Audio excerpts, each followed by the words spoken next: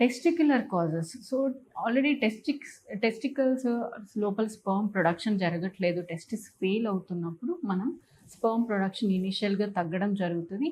And severe స్టేజెస్‌లో zero count అయిపోవచ్చు. So, వీళ్ళకి ఎక్కువ టైం వేస్ట్ చేయలేము. ఆల్రెడీ టెస్టిస్ ఫెయిల్ అవుతున్నాయి కాబట్టి వీళ్ళకి తొందరగా ట్రీట్మెంట్ స్టార్ట్ చేసుకోమంటాం ప్రెగ్నెన్సీ కోసం. సో, వీళ్ళకేం ట్రీట్మెంట్స్ ఉంటాయి? కొన్ని హార్మోన్ టెస్ట్ చేసుకొని దాన్ని బట్టి అసలు లోపల ప్రొడక్షన్ ఉందా లేదా అని మనం అసెస్ చేసుకొని టీజా పద్ధతి టెస్టిక్యులర్ స్పెర్మ్ ఆస్పిరేషన్ అంటే డైరెక్ట్‌గా టెస్టిస్ నుంచి ఎక్కడైతే ప్రొడక్షన్ అవుతదో అక్కడి నుంచి మనం స్పెర్మ్ డైరెక్ట్‌గా తీసుకొని ఎగ్‌లో ఇంజెక్ట్ చేసి ఇక్సీ చేసుకొని మనం ప్రెగ్నెన్సీ ఇవ్వడానికి ఛాన్స్ ఉంటది. సో, ఈ టెస్టిక్యులర్ ఫెయిల్యూర్‌లో మాత్రం మనకి అసలు లోపల స్పెర్మ్ ప్రొడ్యూస్ అవుతున్నాయా లేదా అనేది మనం టీజర్ చేసేంత వరకు అంటే డైరెక్ట్‌గా తీసుకొని మైక్రోస్కోప్‌లో చూసేంత వరకు కూడా మనం చెప్పలేము. లోపల ఉన్నాయా లేదా అనేది. So, this is testicular failure. Third వచ్చేసి అబ్‌స్ట్రక్టివ్ ఎజోస్పెర్మియా అంటే అంత బానే ఉంది. హార్మోన్స్ మంచిగా ఉన్నాయి. టెస్టిస్ కూడా స్పెర్మ్ ప్రొడ్యూస్ చేస్తున్నాయి. బట్ బయటికి రావడంలో ప్రాబ్లమ్ ఉంది.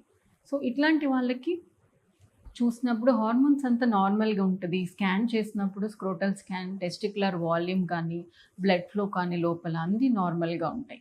సో, ఇలాంటి కేసెస్‌లో మనకి టెస్టిస్‌లోంచి స్పెర్మ్ తీసుకున్నప్పుడు స్పెర్మ్ రావడానికి ఎక్కువ ఛాన్సెస్ ఉంటాయి. బయటకి రావడానికి అబ్‌స్ట్రక్షన్ ఉంది. సో, శాంపుల్‌లో we are not able to see sperms. But లోపల మాత్రం హెల్తీ స్పెర్మ్స్ ఉంటాయి. సో, డైరెక్ట్‌గా టీజర్ ద్వారా టెస్టిక్స్ నుంచి తీసుకోవడం ద్వారా మనం ఆ స్పెర్మ్‌ని ప్రెగ్నెన్సీకి యూటిలైజ్ చేసుకోవచ్చు. సో, ఈ 3 కేటగరీస్‌లో ఫస్ట్ అండ్ థర్డ్ కేటగిరీలో మనకి వాళ్ళ స్పెర్మ్ ద్వారా ప్రెగ్నెన్సీ ఇవ్వడానికి ఎక్కువ ఛాన్సెస్ ఉంటాయి.